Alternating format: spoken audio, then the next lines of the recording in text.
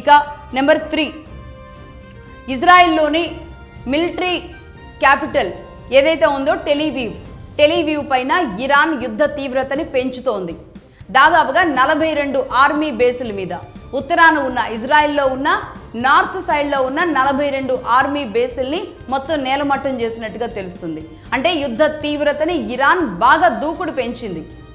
అసలే Israel terrain అనేది మనం గతంలో మాట్లాడుకున్నాం, ఉండడానికే చాలా చిన్న ప్రాంతం.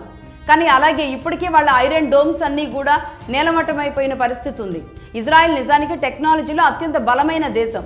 అలాంటి దేశాన్నే ఈరోజు ఇరాన్ కొట్టేసేలాంటి పరిస్థితికి వెళ్ళిపోయింది. అంటే అలాగే ఇజ్రాయెల్ కూడా అంతే స్థాయిలో ఇరాన్ మీదకి కూడా వెళుతూ ఉన్నప్పటికీ కూడా ఇరాన్ చేస్తున్న డ్యామేజ్ ఇజ్రాయెల్కి చాలా ఎక్కువగానే ఉంది అని చెప్పాలి. ఈరోజు సాయంత్రం అతి భయంకరమైన యుద్ధం ఇజ్రాయెల్ అండ్ ఇరాన్ మధ్య జరిగింది.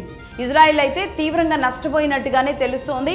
42 ఆర్మీ బేసుల మీద నేల కూల్చేయడం అంటే మామూలు విషయం కాదు. ఒక్కొక్క ప్లేస్ని టార్గెట్ చేసుకుంటూ ఇరాన్ కదులుతోంది.